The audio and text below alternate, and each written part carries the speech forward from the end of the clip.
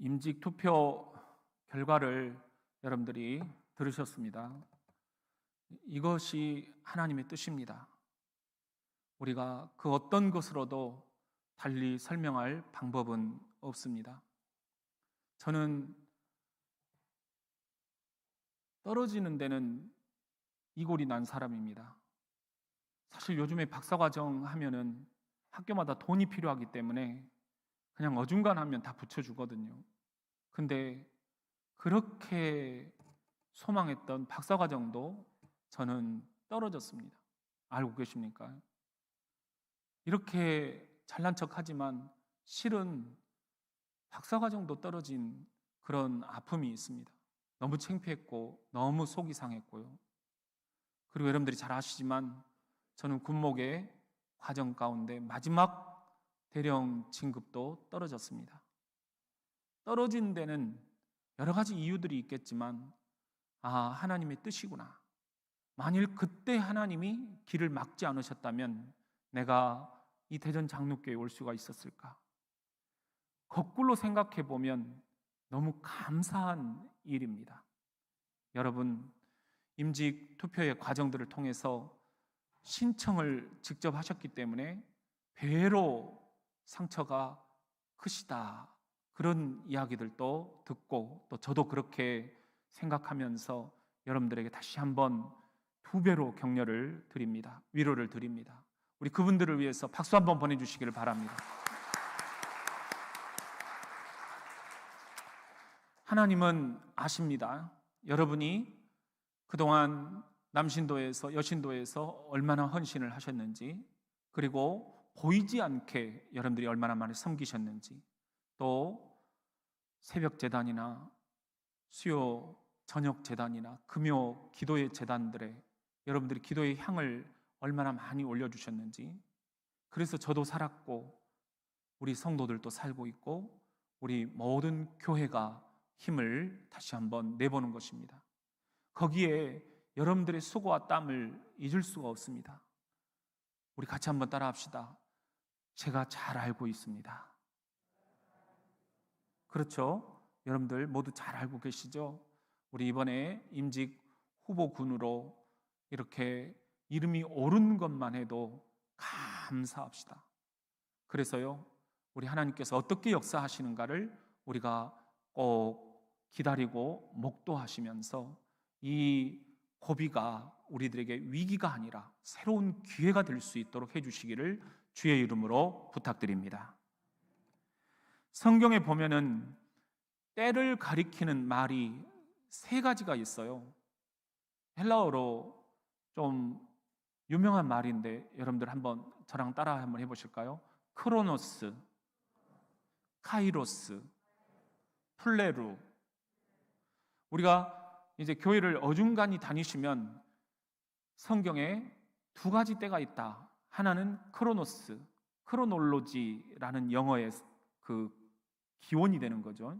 그래서 연대기적인 그런 일상, 평범한 때를 얘기를 합니다. 그리고 또 하나 카이로스, 이것은 하나님이 개입해 들어오시는 때입니다. 이것은 성경에서만 우리들이 아주 귀중하게 다루고 있는 그런 단어예요. 그런데 또 하나 성경에서 우리들에게 알려주는 단어가 있는데요, 플레루라는 거예요. 이 플레루라는 것은 때가 찼다라는 거예요. 온전히 풍선이 이제 빵빵하게 부풀어 오른 그 임계점에 이른 때를 얘기를 하는 거예요. 오늘 이 3가지 때가 성경에 다 기록이 되어 있습니다. 여러분들, 우리 전도서 3장을 한번 찾아보겠습니다. 구약 950쪽입니다. 성경 우리 950쪽 전도서 3장 우리 1절부터 11절 말씀을 저와 함께 한 절씩 교독을 하겠습니다.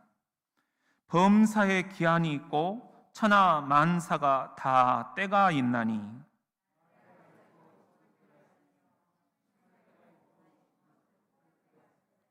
죽일 때가 있고 치료할 때가 있으며 헐 때가 있고 세울 때가 있으며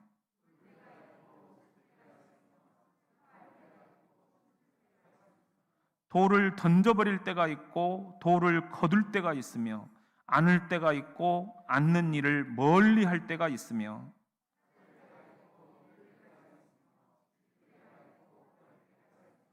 찢을 때가 있고 꿰맬 때가 있으며 잠잠히 할 때가 있고 말할 때가 있으며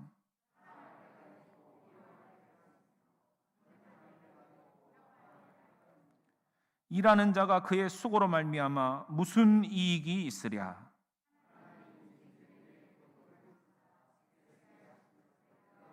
같이 읽습니다. 하나님이 모든 것을 지으시되 때를 따라 아름답게 하셨고 또 사람들에게는 영원을 사모하는 마음을 주셨느니라. 그러나 하나님이 하시는 일의 시종을 사람으로 측량할 수 없게 하셨도다. 아멘. 여기 보면은 이런 때가 있고 저런 때가 있다. 범사에 때가 있다. 모든 일에 때가 있다. 그렇게 말씀을 하시거든요. 이 때가 바로 크로노스예요. 날 때가 있고 죽을 때가 있고 일어설 때가 있고 앉을 때가 있고 사랑할 때가 있고 미워할 때가 있다. 그런데 때를 따라 하나님께서 이런 것들을 다 아름답게 하셨다 하는 거예요. 할렐루야. 하나도 버릴 게 없다는 겁니다. 이 때라는 것은.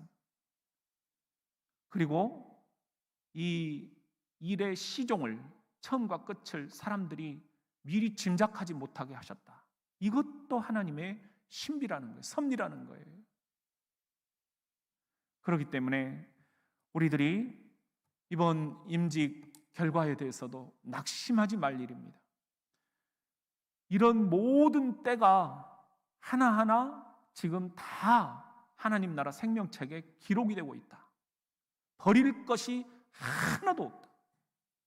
여러분들이 새벽에 나와서 저녁에 나와서 또 여신도에서 남신도에서 각 위원회에서 사역팀에서 부서에서 헌신하는 그 모든 것들, 그 모든 때의 기록들을 하나님이 생명책에 다 갖고 계신다. 그렇기 때문에 우리가 다 몰라줘도 우리가 주님 앞에 서는 날 주님께서 난 안다. 한번 따라 합시다. 딸아 내가 안다. 아들아 내가 안다. 생명책을 펴놓으시고 네가 그때 나를 위해서 이렇게 봉사했잖니. 네가 그때 나를 위해서 이렇게 헌신했잖니. 네가 나를 위해서 그때 그렇게 참았잖니. 네가 그때 나를 위해서 그렇게 울었잖니. 하나님이 이 일상의 때들 버릴 것이 하나도 없도록 다 기억하고 계신다라는 거예요. 근데 우리가 이제 신앙생활을 좀 오래 하다 보면 이 일상의 때인 크로노스, 이것은 별로 중요하게 생각을 안 해버려요. 하나님이 개입하시는 카이로스의 때만 중요하게 생각을 하는 거예요. 그런데 절대 그런 게 아니다. 록펠러 이야기를 보면 우리가 그것을 짐작을 할 수가 있는데요. 록펠러가 석유 왕이잖아요. 근데 젊은 시절에 회사에 취직을 하게 됩니다. 그에게 학력도 변변치 못하고 특별한 기술도 없었습니다. 그래서 맡겨진 일은 석유통 덮개에다가 자동 댐들이 댄든지 이 댐질 검사를 하는 일을 그 회사에서 맡긴 거예요. 너무 간단하고 너무 재미없는 일이었습니다. 3살짜리 어린이도 할 수 있는 일이었다. 이렇게 록펠러가 고백을 해요. 매일 록펠러는 용접재가 자동으로 떨어져서 석유통 뚜껑을 한 바퀴 두르고 용접이 끝난 석유통이 실려 나가는 것을 지켜보아야만 했습니다. 반년 후입니다. 록펠러가 참을 수 없어서 책임자를 찾아갔습니다. 제발 다른 일로 바꿔달라. 거절당했습니다. 한마디로. 조급해하는 이 청년 록펠러에게 이 책임자가 이렇게 인생 조언을 해줬는데 이게 가슴에 남은 거예요. 자네의 현재 경력과 조건을 볼 때 우리는 자네에게 그 일 이외에는 맡길 일이 없네. 그렇지만 자네에게 한 가지 조언을 해주고 싶네. 만약 큰 꿈을 갖고 있다면 지금 제일 단순한 일을 잘 해보게나, 남들보다 어떻게 하면 이 단순한 일도 더 잘할 수 있을까 고민을 해보게나. 세상에는 중요하지 않은 일이 하나도 없다네. 록펠러가 집에 와서 곰곰이 이 책임자의 말을 되새겨 본 거예요. 그리고는 더 좋은 일로 내 일터를 바꿀 수가 없다면 받아들이자. 그리고 이것을 즐겁게 최선을 다하자. 이 일도 매우 중요한 일이야. 이렇게 생각하자. 이때부터 록펠러의 삶이 달라지기 시작을 합니다. 매일 용접제가 떨어지는 양과 속도를 관찰을 하기 시작을 해요. 연구한 결과 용접이 끝난 석유통 뚜껑에 용접제가 39방울이 떨어져야만 완성이 된다는 것을 알게 됩니다. 그런데 치밀하게 계산을 해본 결과 용접제가 38방울만 떨어져도 석유통 뚜껑이 완벽하게 용접이 될 수도 있겠구나, 이런 생각에 이르게 되는 거예요. 반복적으로 계속 측정하고 또 측정을 합니다. 결과 록펠러는 39방울이 아니더라도 한 방울이 부족하지만 38방울형 용접제를 개발을 해내게 된 것입니다. 한 방울을 아끼는 게 뭘 대수가 되겠느냐? 그런데 연간 5억 달러를 아끼게 되는 거예요. 그 회사, 석유 회사 전체가 5억 달러, 얼마입니까 우리 돈으로? 석유왕으로 가는 길에 그 록펠러가 첫 신호탄으로 쏜 38방울형 용접제가 그렇게 탄생이 된 것입니다. 평범한 일상, 록펠러는 불만 속에서 나한테 이런 일을 맡기냐? 이렇게 나를 몰라주냐? 생각할 수도 있었습니다. 그렇지만 이 책임자의 말이 가슴에 들어오면서 이 사소한 일도, 크로노스, 이 매일매일 용접제 한 방울 한 방울 떨어뜨리는 이 일도 내가 소중하게 여긴다면 석유 왕으로 내가 일어설 수 있겠구나.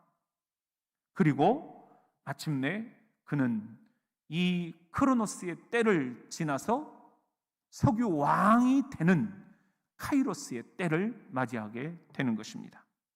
이 록펠러가 청년들에게 부탁을 하는 말이 있습니다.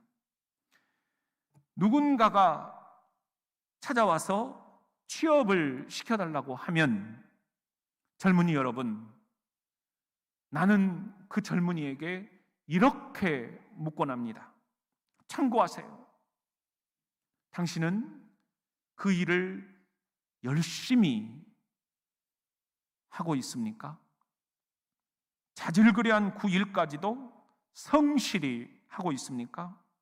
그 일의 세부 사항까지도 정말 나밖에 없다 생각을 하고 연구하고 또 연구하고 있습니까? 여기에 답변을 한번 들어보고 이 록펠러는 이 젊은이를 취업을 시켜야겠다 말아야겠다 결정을 한다라는 것입니다. 여러분, 우리도 이렇게 기다리다 보면 때로 지칠 때가 있습니다. 내 마음대로 안 될 때가 있습니다. 크로노스의 때는 그래서 우리들에게는 지나가 버리는 때가 되기 쉽습니다. 간과하기 쉽습니다. 그렇고 그런 하루하루 반복된 일상이라고 치부해버리기 쉽습니다. 그러나 록펠러처럼 이 크로노스의 때도 하나님이 다 지켜보고 계신다. 그리고 이것이 우리 인간의 평가를 넘어서 하나님의 평가를 받게 되는 날이 반드시 온다. 아멘. 우리가 이렇게 믿을 수 있기를 주님의 이름으로 축원합니다. 또 하나 오늘 우리에게 주신 말씀을 보면은요, 갈라디아서 6장 9절 말씀입니다. 오늘 우리가 읽은 본문 말씀 우리 2장을 더 넘기면은 갈라디아서 6장 9절 308쪽입니다. 신약 성경 308쪽 갈라디아서 6장 9절입니다. 잘 아는 말씀이죠. 시작. 우리가 선을 행하되 낙심하지 말지니 포기하지 아니하면 때가 이름에 거두리라.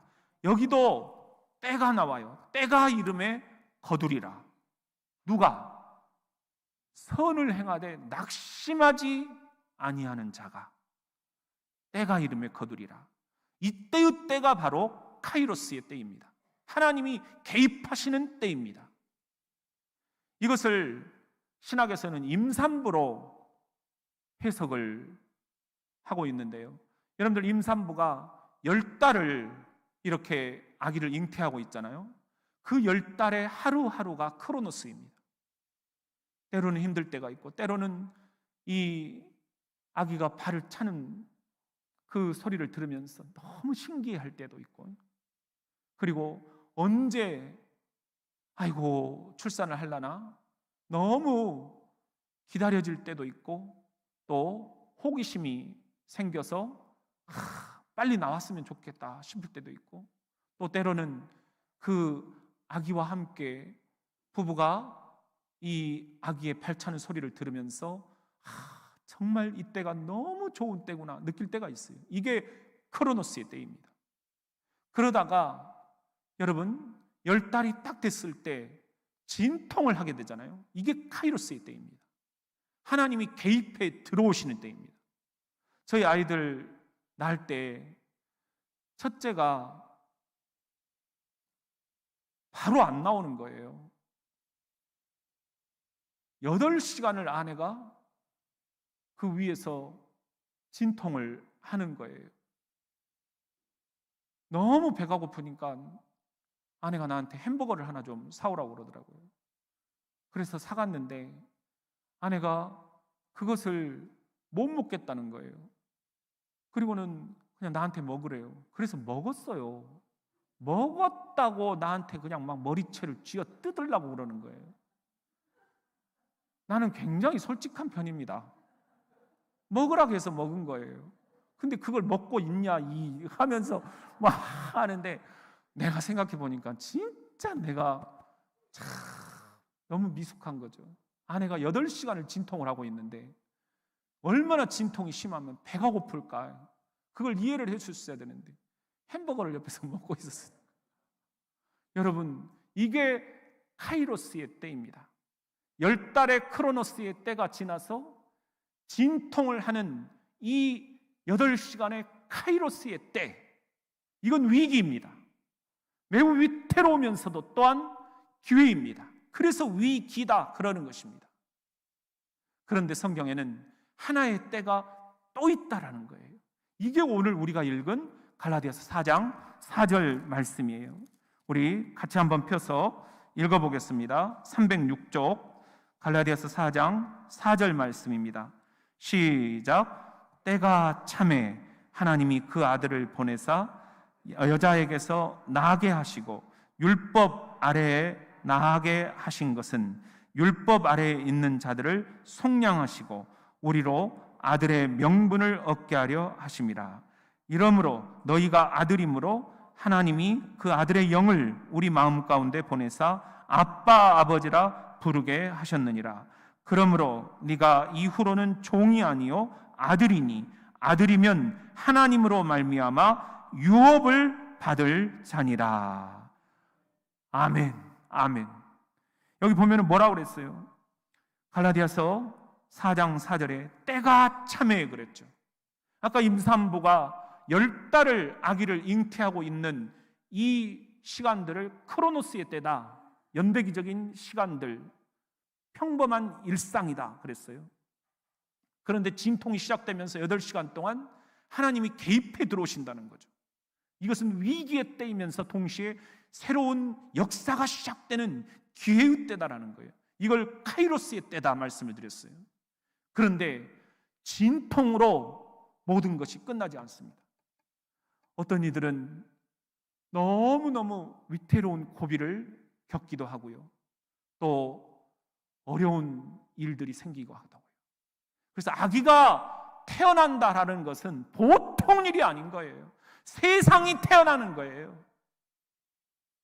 이걸 우리가 그냥 대충 넘길 수는 없는 거죠. 이때 8시간의 진통, 카이로스의 때를 거쳐서 마침내 응애 하면서 아기가 태어나는 때, 이걸 뭐라고 한다고요? 풀레루다 하는 거예요. 따라합시다. 풀레루. 근데 우리가 카이로스의 때와 크로노스의 때는 많이 얘기하면서 풀레루의 때는 성경에서 잘 이야기를 안 해요. 그런데 오늘 우리는 그 이야기를 하려고 하는 것입니다. 왜냐? 오늘 이 말씀이 그냥 나온 게 아니에요. 갈라디아서 4장 4절이 뭐예요? 때가 참에, 이제 예수님이 이 땅에 오실 때가 찼다는 거예요. 이전에 카이로스의 때가 있었어요. 그런데 아직 예수님이 오시지 않았어요. 그런데 마침내 때가 참에, 풀레루, 하나님이 그 아들을 보내사 여자에게서 나게 하시고 비로소 예수가 태어나셨다. 풀레루의 때가 되었다라는 것입니다. 그런 의미에서 우리는 지금 크로노스의 때를 하루하루 보내고 있습니다. 록펠러처럼 이 하루하루의 때를 여러분들 너무 실망하지 마시고, 너무 힘들고 지쳐하지 마시고, 이것 또한 하나님이 다 지금 보고 계신다. 이것 또한 성도들이 다 보고 있다. 하나님이 알아주시면 된다. 우리 그렇게 결단합시다. 그리고 마침내 카이로스의 때가 임하면 하나님이 개입해 들어오실 것입니다. 그 진통은 생각보다 심할 것입니다.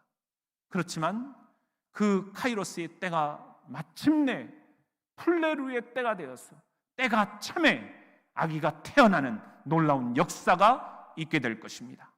이것이 대림절입니다. 이것이 기다림의 계절입니다.